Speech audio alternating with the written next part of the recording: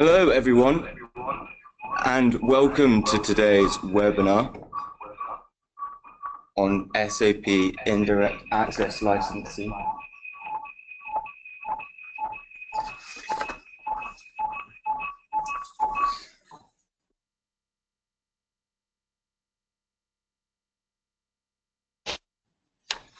Sorry about that.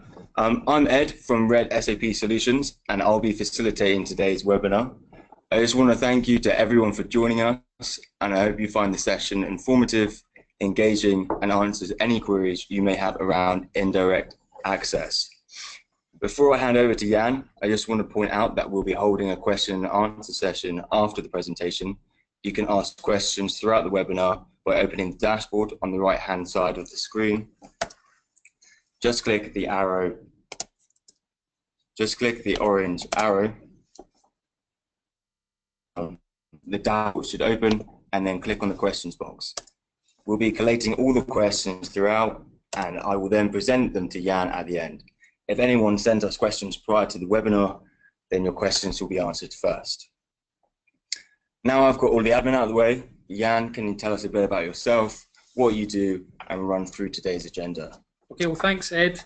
And you might have noticed there's a few technical issues there we just had to sort out before starting, but thanks for bearing with us. So my name is Jan, and I'll be the speaker today. I work for JNC as SAP Licensing Consultant and Client Manager. My role within the firm is to consult with customers around SAP license management, project managing new engagements, and performing client management across our existing global client portfolio. JNC is a specialist SAP licensing firm and been running for about 8 years, with the majority of our consultants with between 5 and 20 years experience in SAP licensing and software auditing. Thanks also to Red for hosting and co-promoting the webinar with us. It's been very well received, with over 250 registrants, some of whom are still signing in as we speak, so hopefully we can let a few other people just sign in as we prepare to start. But as well as being an open event, it's great to see a strong representation of Red's customers, learning more about indirect access. We've got a truly global audience, more than 25 different countries represented. We've got many of the world's top consulting firms. We've got a number of different software vendors also joining. And I'm, of course, happy to see some of JNC's existing customers here as well. So hello to all, and many thanks for attending. Worth pointing out as well that at this stage that all attendees are anonymous, so no other attendee can see details of another attendee on the call. When you're using the Q&A tool, your questions are completely private and anonymous, and when we read out your questions, you won't be named or identified with the question. You will, of course, recognise it's your question being read out, so hopefully that is okay. So on to the primary agenda and topic. So SAP indirect access licensing fees can be significant and unexpected. The interfacing of third-party applications to your SAP system can cost you dearly due to what SAP refer to as indirect access usage. Indirect access has been around for a very long time, believe it or not, but although in recent years it has emerged as a hot topic in the licensing world, claims for unlicensed indirect access usage can reach into the millions, even tens of millions, with organisations no longer can't really afford to ignore the issue any longer. This webinar is focused around addressing the key factors affecting indirect licensing, indirect access licensing, providing guidance on the best way to avoid significant and unexpected fees. So most people looking to learn about indirect access want to establish a definition of what it is, how it's going to affect their organisation, and what they can do about it. So as such, we have split this webinar into the following agenda. So background around indirect access, what it is, providing a definition.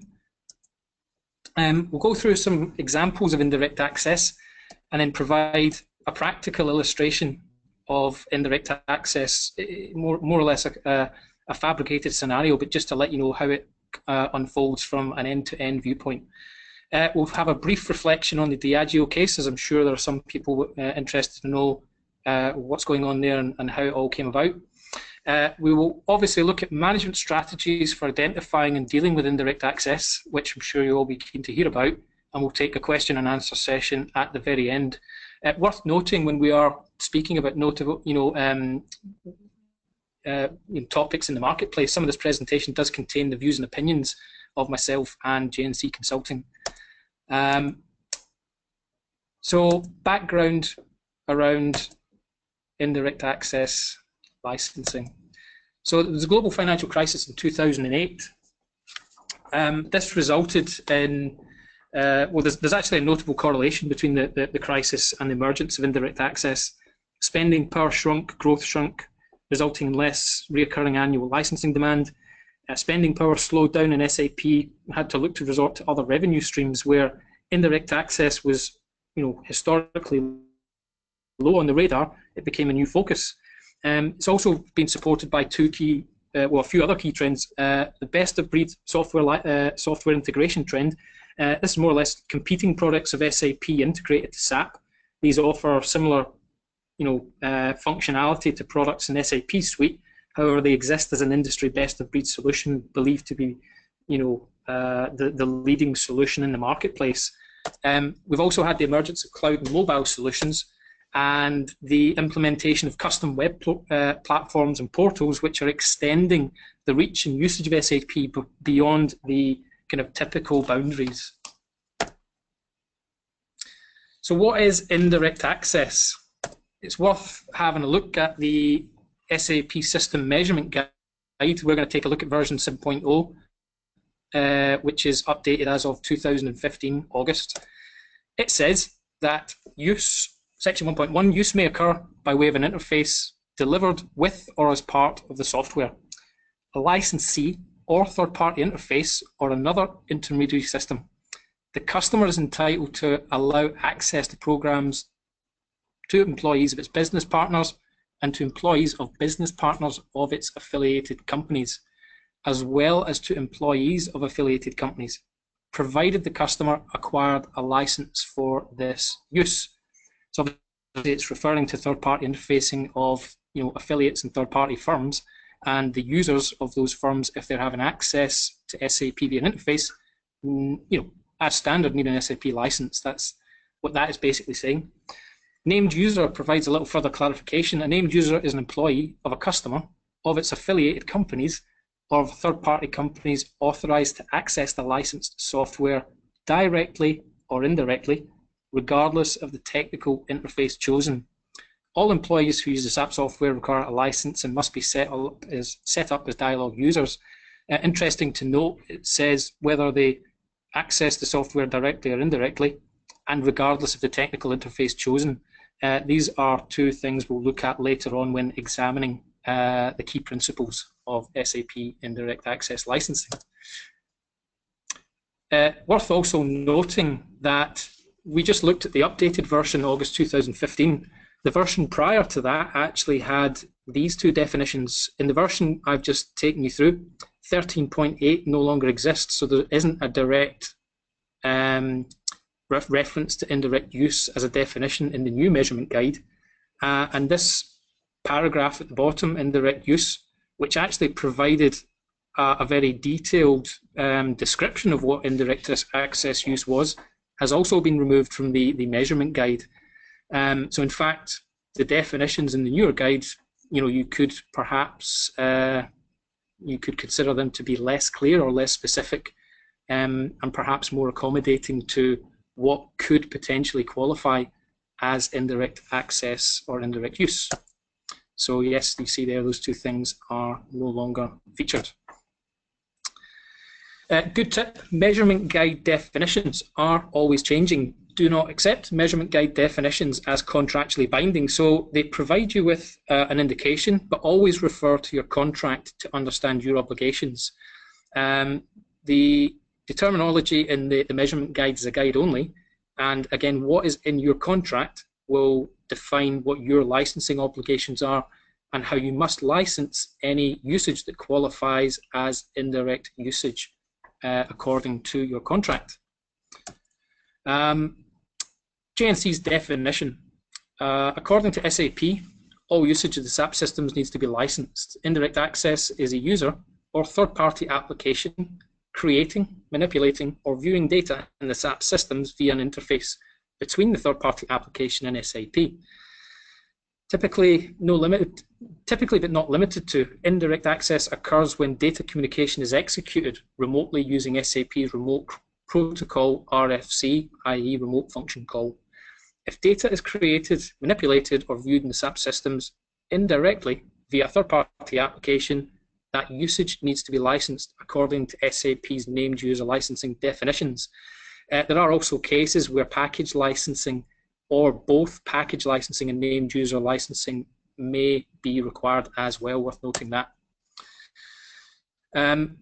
It's a pretty reliable definition according to Google because it's the most searched or read definition on the internet. I just thought I'd throw that in, quite proud. Key principles of indirect access. So indirect access resides mainly in your contract. The risk is actually realized through third-party application deployments. In fact, if you don't have any risk and your contract provides coverage, you can deploy as many third-party applications as you want and there is no risk. So it resides mainly in your contract, but that risk is realized if you deploy a third-party application that constitutes indirect access as defined in the contract.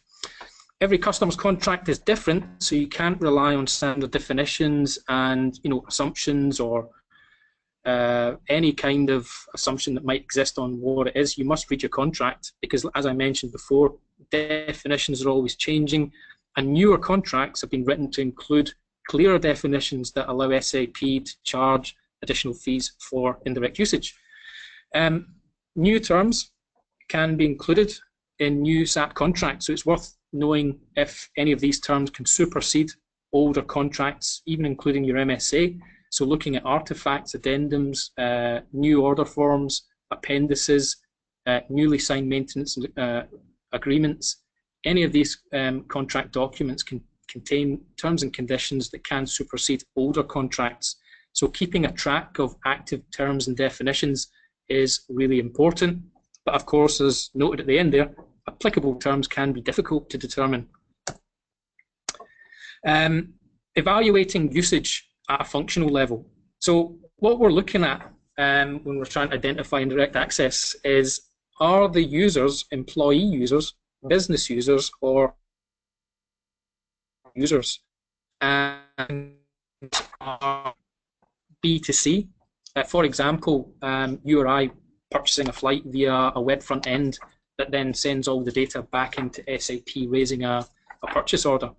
A business user, B2B, that is an affiliate who probably has access to the system to carry out direct business functions. And an employee user is obviously someone who's already employed by the business who is also utilizing functionality of third-party applications. What we're looking to do is determine the total potential indirect user base, establish who already has an SAP license, and then look at determining the type of entitlement required, which will be either package, named user, or both. That really depends on the usage itself and the category of the user that is using that third-party application. At a technical level, we have to look at what is the technical interface. Is data communication via an RFC connection, HTTP connection, or NetWeaver plugin? So we're looking at all the potential instances of how indirect access can actually occur technically. The nature, frequency, and direction of data transfer is also important from SAP to SAP or bidirectional. And we're looking at whether data transfer is batch, prompted, or sent to and from SAP in dialogue mode. Is data being written to SAP, or is data being viewed? So let's take address and let's take CRM records. The record exists, but it can be changed. A new CRM record can be created, or CRM data records can be viewed from a third-party application. And again, it's always important to know the implications of your SAP contract, because what you can and can't do with regards to indirect use is already defined in your contract. So the last point, establishing licensing options and what entitlement is required. Named user is not always the solution. In certain instances, a package license may be sufficient. If you consult the help of a licensing expert, they can assist ensuring that all viable licensing options are considered independently of those presented by the vendor. It's good to know what your options are and that there are solutions out there that don't necessarily require that every single external or third-party user requires a named user license. There are scenarios where that doesn't apply, and a package licensing entitlement can provide adequate coverage for that kind of usage. So now we're moving on to a practical illustration of indirect access. Here we have a manufacturing firm called Indirect. This firm manufactures a broad range of parts at a high volume. They sell and distribute their parts via their network of retailers. So it's more or less a B2B scenario. The business objective, so this is demand created from the business, automate the retailer ordering system, or just automate retailer ordering, provide live stock visibility to retailers, and make inventory records available also to the client's retail customers. The solution is to create an online ordering platform that's integrated with SAP ERP, WM, and IM. So that's the proposed solution. Why have they decided to do this? Well, Ingenica's retail customers can place orders online directly via the new web platform. Stock availability and stock levels can be viewed before placing an order. With each order placed in SAP, stock levels are updated in real time back to the platform. So every retailer and every branch of every retailer always has live, up-to-date stock availability and stock quantity information and can place orders accordingly. So how much is that going to cost in a real-life scenario? So here you have an illustration of the technical landscape. So you've got SAP ERP. You have the interface between SAP and the web-based ordering system. And then you have your retailers connecting to that online ordering system. They'll have some form of login, profile, account. Perhaps, in fact, they only have one login, but yet they still have 3 users using that one login. Interesting to consider. So we're looking at a scenario with 100 retail customers, perhaps nationally. And across those 100 customers, they have 500 branches. And each branch has 3 users, different shifts, different days, different times. There are 3 managers or assistant managers or super or procurement people who actually place orders. And I'm just taking an average there of 3 per firm. So that gives us a user base of 1,500 users using the system. We've determined that we have dialogue communication, which is 2-way synchronous communication between SAP and the web platform. Data has been created in the SAP system via each transaction, and SAP data is being viewed in real time by the users via the web platform. Creating and placing orders is typically, full professional. It certainly could be deemed to be that by SAP. We'll reflect on that a little later when looking at the outcome of this scenario. But it's worth, when I spoke earlier on the webinar about evaluating functional use as well as the technical realization, this is what I mean, creating, placing orders. What are the users actually doing? How similar is that to the function of an actual direct user? Because that's important in determining what the type of usage is, what transactions or business functions are they performing, and therefore what license would they require as an indirect user. Licensing cost. The customer's price list shows that full professional licenses cost $1,250. Again, this is completely hypothetical scenario, hypothetical firm with hypothetical numbers. It's just an illustration.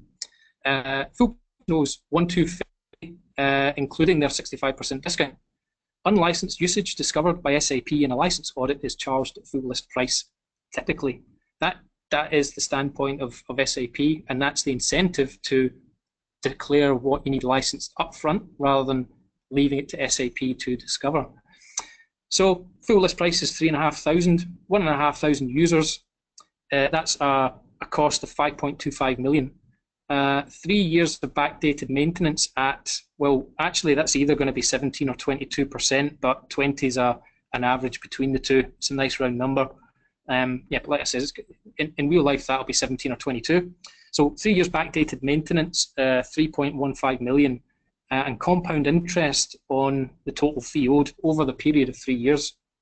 Let's say, for argument's sake, 0.5 million.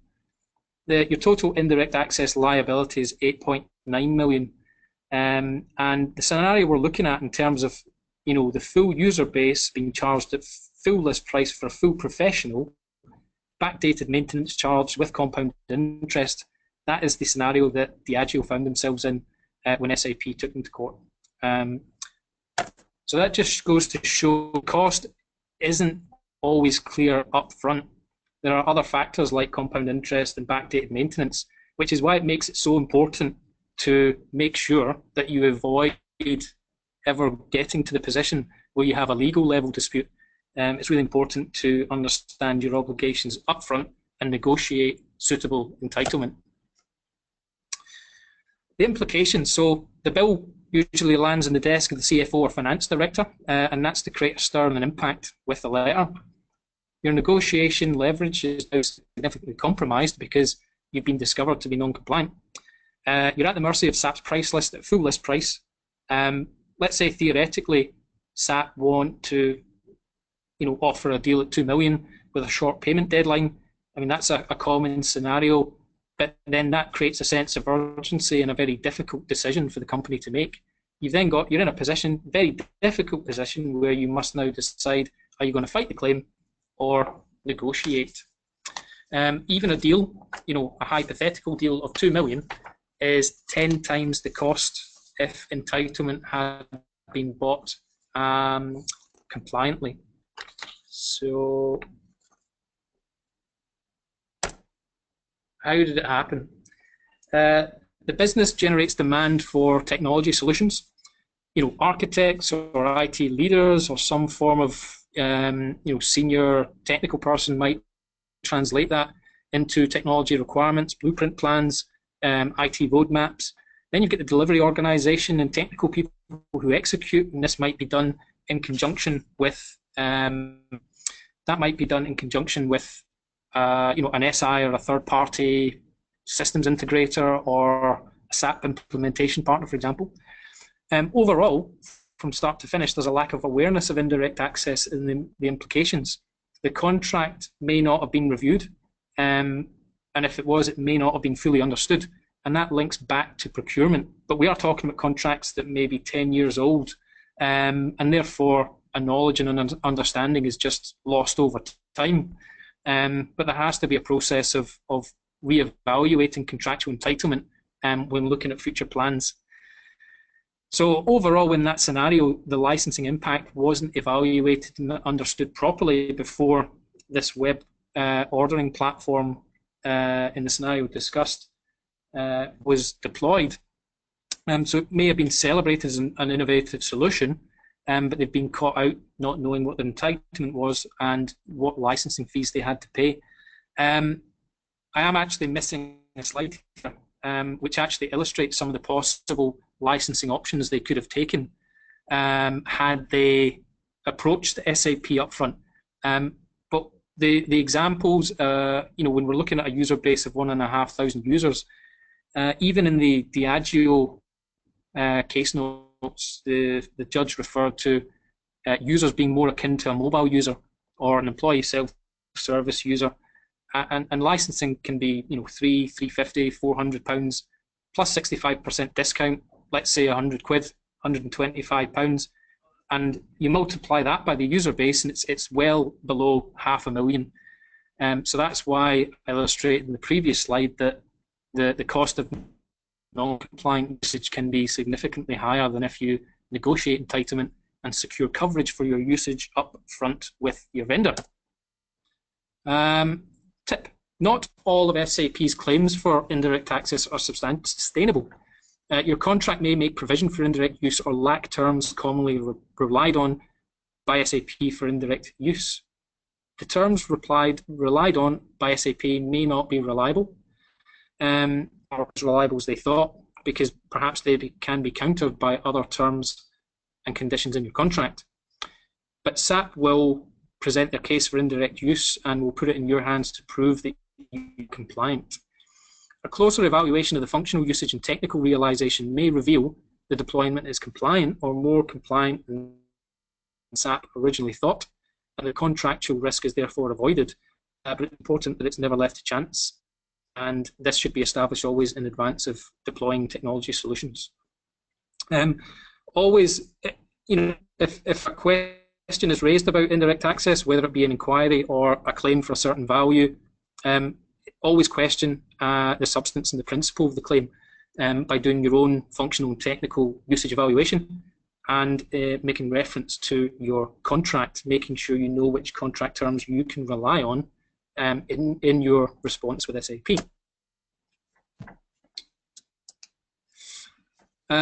So having a practical scenario, worth taking a quick, won't be an examination, but just a reflection on the Diageo court case. So what happened?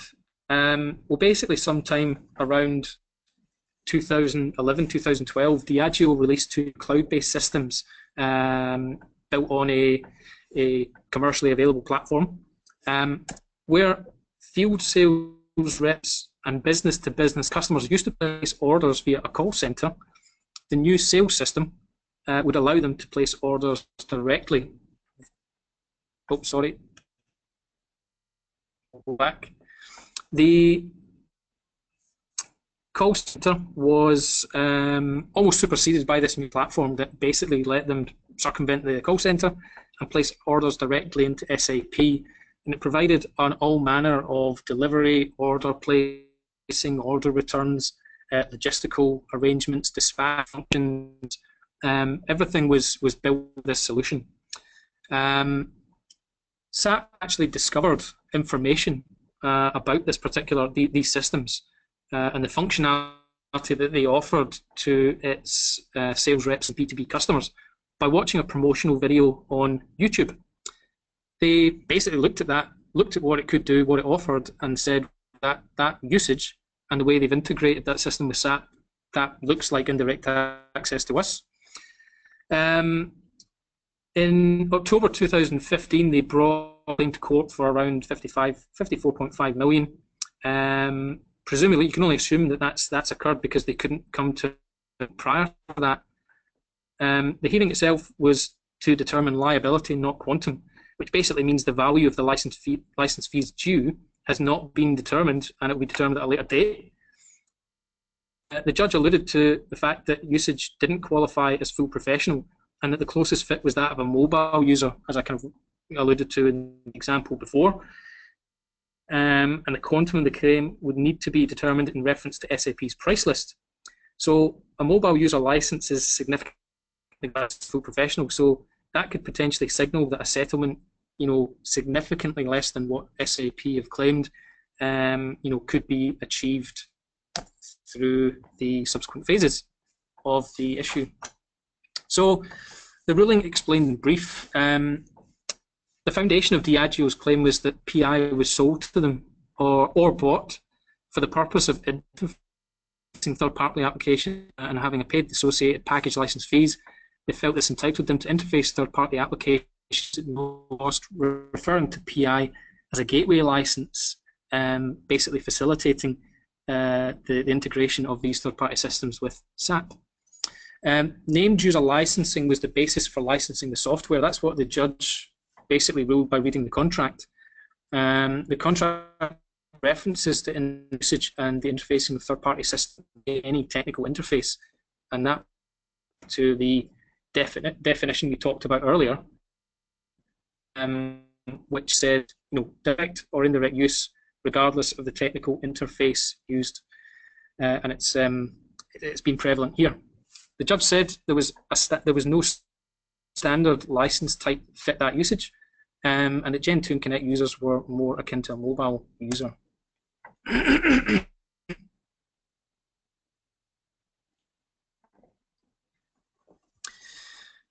So what does it really boil down to? Diageo's contract for indirect usage and made reference to it. The judge ruled the technical realisation was indirect use. There was a PDP where Diageo and SAP had to come to an agreement about the technical realisation of the solution, data communication, how people were using it. I believe from the notes, users were categorised into 5 different business functions, which were buying, procurement, finance, and whatnot. So this PPD, which was a product process description, did capture both the functional and technical usage of this solution, and the judge was able to use that to establish that usage did qualify as indirect use as per the terms of the contract. Named users were performing business level functions and not employee functions like timesheet, expenses, etc. And that was the foundation of SAP claiming a full professional license for each user. And data was clearly being written to SAP and retrieved from SAP indirectly through the 2 platforms. SAP were then able to rely on the contract to pursue licensing fees for the usage that qualified as indirect access. So that's a kind of brief insight into that particular case, and perhaps in terms of definitions, discussed key principles, and the illustration provided, maybe that puts that into a better light as to why that outcome was determined by that particular court and judge. Now the interesting part, management strategies. This will basically discuss what it is you can do to identify and deal with indirect access in your organization. And we'll take first who needs to be involved. So first of all, whether you have external or internal legal counsel, legal should be involved to give the legal perspective on any risk and a legal overview or viewpoint on the contract and the applicable definitions and valid terms and conditions and what they mean. Procurement have to be involved because they have ownership over the contracts and perhaps the vendor relationship. They would be responsible for the actual placing of orders, signing of new order forms and addendums, and would therefore have, well, the best view of the current contract status, whether it resides 5 documents or whether it consists of 20 documents. IT obviously know what is being used and how it's been implemented, and they would be needed to perform that technical and functional level evaluation to understand what it is we're doing, define the usage, and then we're going to refer to the contract to understand how we need to license that, or if we do at all. And of course, the other input can be from external experts like JNC, for example, who can provide guidance on indirect access terms and conditions, can provide a viewpoint on the contract, can help define the usage from an indirect access risk perspective. And when you take an all-encompassing approach, bringing in the right people and resources from your business, that's the key starting point, is making sure that everyone who needs to be involved is taking an active interest in evaluating potential risk. So identifying and dealing with indirect access. First of all, the first step is to get a clear picture of the interface environment by mapping all SAP systems and mapping interfaces to and from and between SAP systems. From a technical point of view, you need to map RFC connections and any other technical realization of interfaces with third-party systems or external users using NetWeaver plugins. But all these different realizations of indirect use need to be established.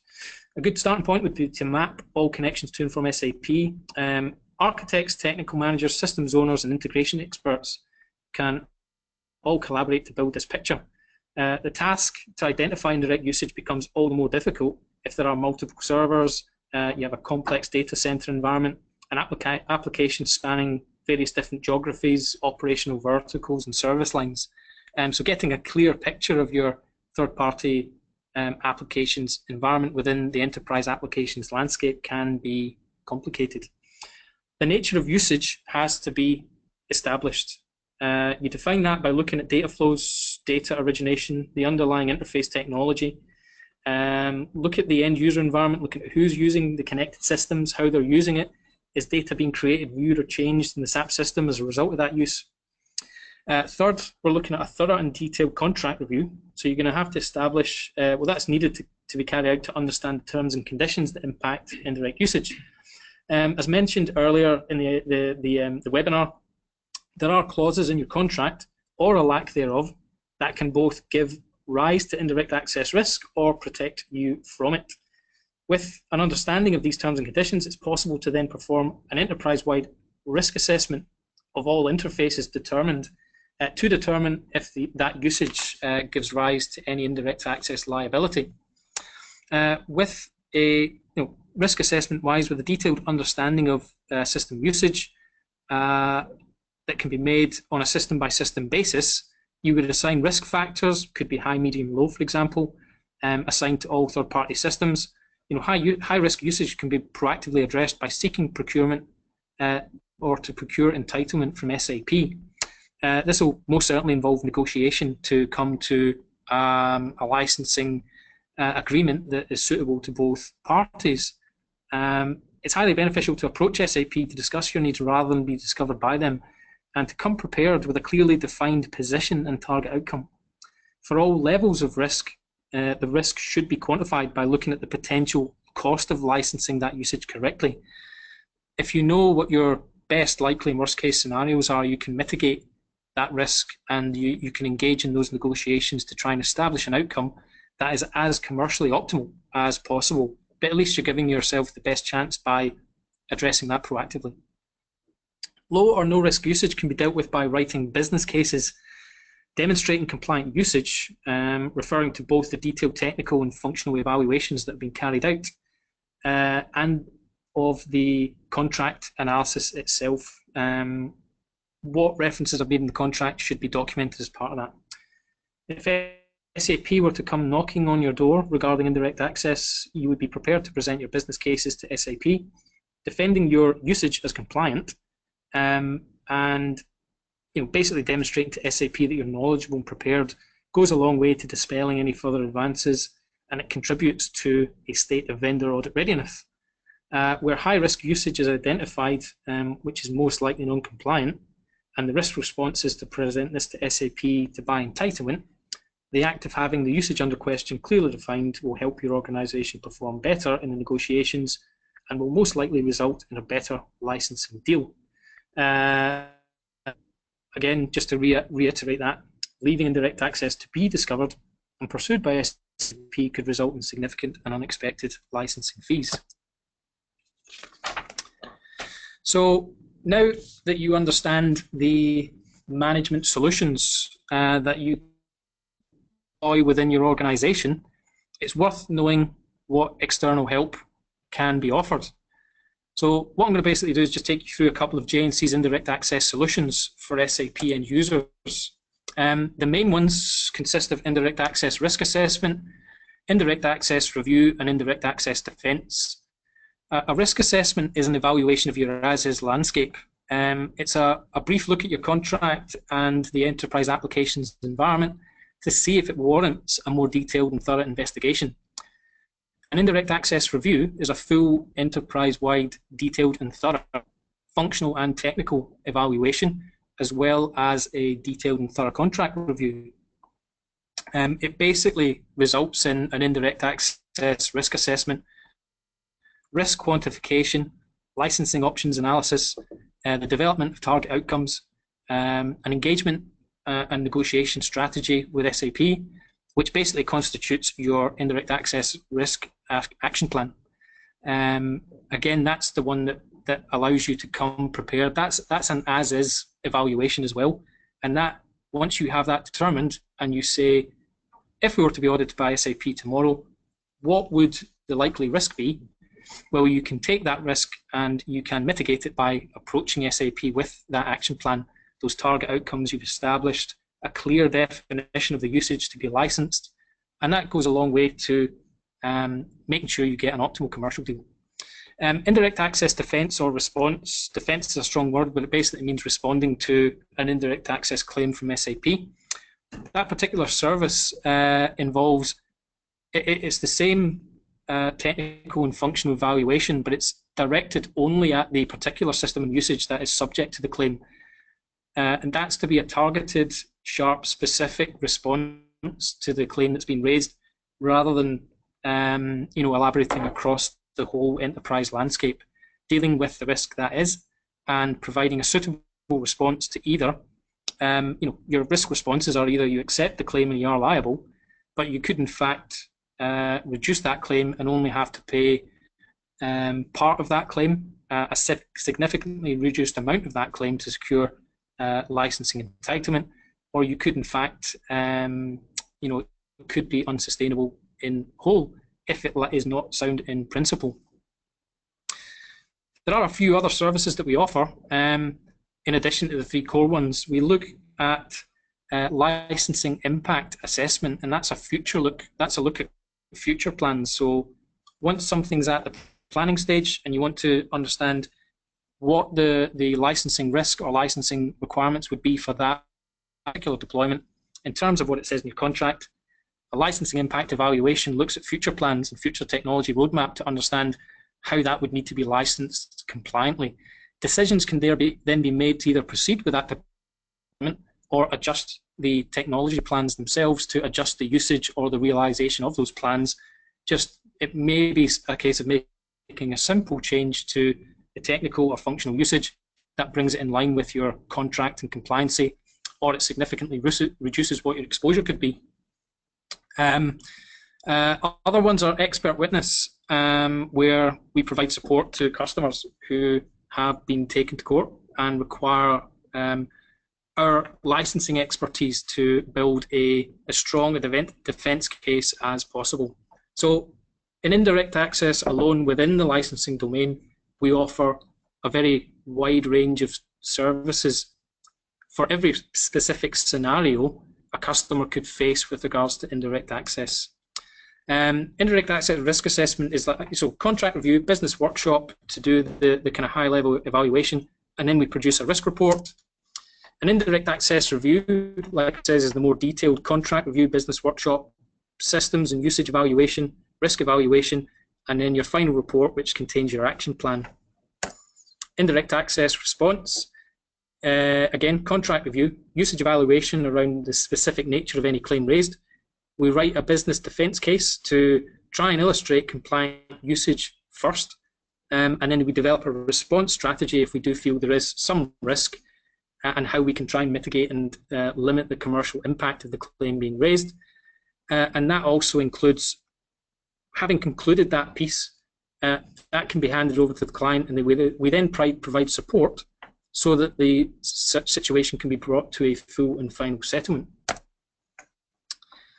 Now, we mentioned earlier at the beginning of the webinar that there was a wide range of audiences here. Indirect access solutions for consultancies, systems integrators, SAP implementation partners. That's just about seeking external help to make sure that what you're implementing on behalf of your customer is compliant and that you can advise them accordingly. It's important. We looked at the Diageo case, and there would have been a systems integrator involved in that process. In fact, there was. So it just goes to show it's difficult to get it right, and there are opportunities for this particular market segment to advise its customers correctly to limit their future risk. Indirect access for solutions for non-SAP software vendors. Well, if you're selling a solution at a very high price to a customer, consulting with them to find out what they intend to do with it. Are they going to interface it with SAP? And then make sure they're aware of the licensing implications. If you're finding the market is slowing down and customers are wary about investing in solutions to interface with SAP, it could be just a case of performing a contract review and an evaluation the intended execution of that deployment to find out, well, actually, it's not a problem. We're covered by the contract, or that a cost-effective licensing solution can be achieved. to wrap up, SAP licensing model is based on trust. Customers are to declare usage that qualifies as needing licensing, either in advance or within a suitable time frame. SAP are most certainly entitled to pursue customers for unlicensed usage. The onus is on the customer to understand the contract and how they need to license their usage of the SAP software. It's the customer's responsibility to be compliant. I do hope that today's webinar thus far has given you some further insight into how you can achieve that. So now we have the question and answer session, and time is ticking, so without further ado, Ed, back to yourself. Thanks, Jan. So we're very quickly running out of time, so I'm just going to jump straight into the questions. Unfortunately, I'm not going to be able to get through everyone because we've had loads, but we'll call them after this and then send the answers to you over an email by the end of the week. Okay, so first up, how can we mitigate and new build functionalities in a decentral development environment? Okay, well, if I understand the question correctly, each development environment, if decentralized, needs its own governance. So there needs to be awareness of the impact on technology solutions and licensing. Part of the planning stage for approval of solutions to go into the actual implementation realization phase, there has to be a contract review and a licensing impact evaluation.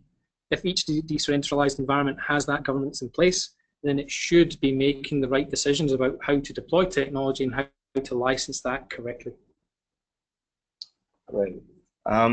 Second question, how can we legally mitigate that no unexpected licenses will occur? Yeah, sure. It's difficult to legally mitigate it, but what you have to do is define the usage both technically and functionally, and declare what it is you intend to do in an accurate manner to SAP. You negotiate coverage up front, and then the contract that's signed providing you with that coverage and entitlement provides you the protection you need to know that there won't be any legal ramifications. What's important in that instance is that you don't exceed that entitlement. So we come back to the aspect of knowing your contract. Even once that's been established, it's very easy for new functionality to be introduced, new features to go live, new business operations to be integrated into this process or the solution. So it's important that if the coverage is negotiated and secured in the contract, that it isn't exceeded, and that should provide you adequate protection. Right. How can we identify cases of indirect use and situations where indirect use does not apply? Well, fair question, and hopefully that's been answered through the course of the webinar.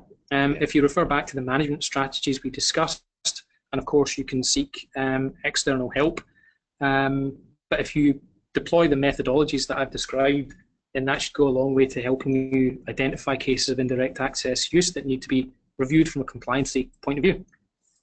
Great. How does the indirect license implications vary between different SAP licensing models between 1998 to 2006? Yeah, very specific time frame there, but it's a relevant question because contractual definitions, as mentioned, are always changing. Newer contracts may well have terms and conditions that make it easier to charge for indirect usage. SAP, if it has a strategic objective to look at indirect use of its software, may develop or evolve its terms and conditions to make that clearer, or to make it easier to rely on those conditions in the contract. So it's fair to say that older contracts still harbour latent indirect access usage terms and conditions or risk, and these terms and conditions back in 1998 couldn't potentially have been written with a view to covering the digital transformation, the extension of SAP on web platforms. I don't think that could have been envisaged back then. So where customers are looking to capitalize on digital transformation, it's important beforehand that you establish new contract definitions with SAP, where your contract harbours risk that could make IT transformation a tricky subject. So hopefully that answered the question. Is indirect use different whether one access from a third-party software that is certified by SAP? and from one that is not? Not at all. It's a third-party application nonetheless, whether it's certified or not. And again, it's back to how that third-party application has been interfaced, looking at the technical realization and how it's being used. That's what's important, not whether it's certified or not. I don't believe that makes any difference. Great. And then what is SAP's definition of indirect access? Does this include use of data created in SAP? Yes. So, well, we've already taken a look at what SAP's definition of indirect access is, and fundamentally, it's about using SAP's data crunching and processing power. Without that, these third-party applications would add little value to your business. So they are utilizing SAP's data. And therefore, the usage, that's indirect use of SAP software. And therefore, when you're looking at it from a perspective of data being created in SAP, well, if a third-party solution is writing data SAP and taking it back, then that's most certainly likely to be an indirect access scenario. Great. I just wanted to jump to some questions relating to the Diageo case. Sure. I'll give it a shot. 1 second. Has there been any prior judgments, verdicts, or known arbitral awards in relation to indirect use other than the one which came the other week? If so, in which country? Yeah. And 2, under what country's law? And 3, right, okay. where there are any important differences to the Diageo case? Well, that's a very difficult one to answer because if settlements are not made by court and they are not disclosed, then it's going to be very difficult to find out what has and hasn't been to court. I can't really comment on any other cases prior to Diageo, but we can all potentially assume that Diageo wasn't the first. We have other factors to consider, like I believe there's an EU software regulation or law that's applicable in the EU, which could perhaps be relied on in court for specific scenarios. But that question is beyond me, I'm afraid. Okay, and another one. Does the Diageo judgment have any weaknesses? If the answer is no, due to that it was the High Court and that's the highest instance in England. If this became a court case in another country, have you then identified any legal weaknesses in the Diageo case? Not particularly. SAP had a very strong case because they were able to rely on the contract. And if you read the case notes, which I have in detail, it's very, very vivid and clear, or visceral, or however you want to describe it, lacking the usual legal jargon, and it very, very clearly illustrates how the judge came to their decision. So I'd say SAP's case is a strong one, and I can't really comment on what the outcome will be, but it looks like for that particular usage and what they implemented, there's a reasonable likelihood they might need to pay SAP some form of licensing fees. That could be settled out of court, and we'll never know what the settlement was, but we just have to wait and see how that one pans out, really. Okay, I'm just going to jump to a couple examples of usage. So I'm just going to read it out as it was. We are a customer of SAP using models SD, MM, QM, FICO. We are a global manufacturing company and have our own in-house development team who have written a program for the manufacturing part of our business. This we have integrated with SAP via RFC. The system sends production quantities and consumption quantities, plus cost centers, etc. Plus we allow this app to see stock in SAP, etc. This app is totally in-house and used only by staff of our company. We went into negotiations with SAP being totally open about the need for this integration to our app. We use indirect licenses for connections from the app to SAP. Do you feel we could be at risk? Well, some free consulting coming up for you here, but if they're already employees of your business and they already have a SAP license, then they might well be covered. So what exactly can SAP claim for? They can't really claim for additional name user licensing because each user only needs one license. If a user is both a direct and indirect access user, they still only need one named user license to cover that person's use of the software. However, if you found that the population of that system weren't licensed employees, then that sounds to me like it could well qualify as indirect access. Okay, great. And another example, we use SAP's Hybris product as a front end, which has its own license. Would we still require an SAP named user license for each user of Hybris? You have to look at, is Hybris interfaced directly with SAP? What's the nature, frequency, and direction of the data flow between that solution and SAP?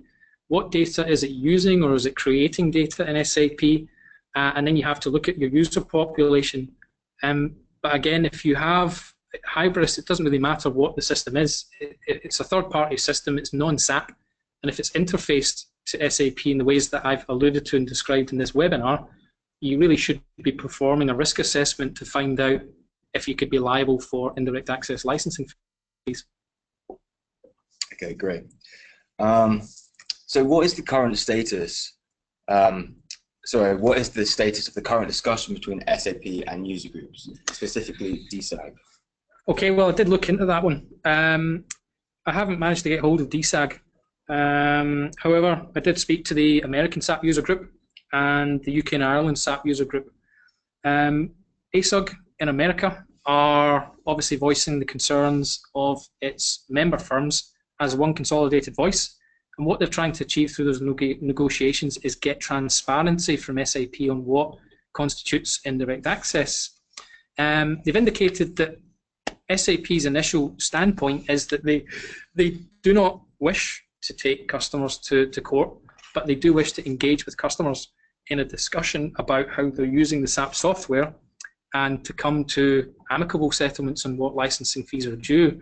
It's quite clear that they're willing to take that course of action if they have to, because if they're owed licensing fees, they're entitled to do that. But perhaps it's a better, I've already alluded in this webinar that your strategy should be to understand how you're using the software in the terms I've defined and understand what your licensing options are. And if you go to SAP with a clearly defined position, you stand a far better chance of getting a commercially viable outcome. But it's important that even before you approach SAP and put your hand up, you have to understand what the potential risk could be, what could be the charge and the cost of those licensing fees. And that has to be then factored into costs and budgets and risk management plans and all the rest of it. Great. So I think we're slowly running out of time.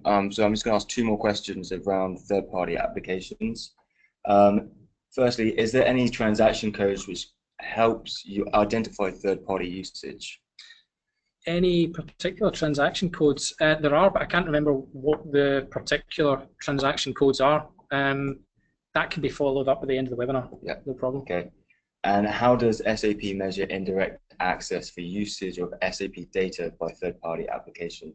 And there are no users in the third-party application.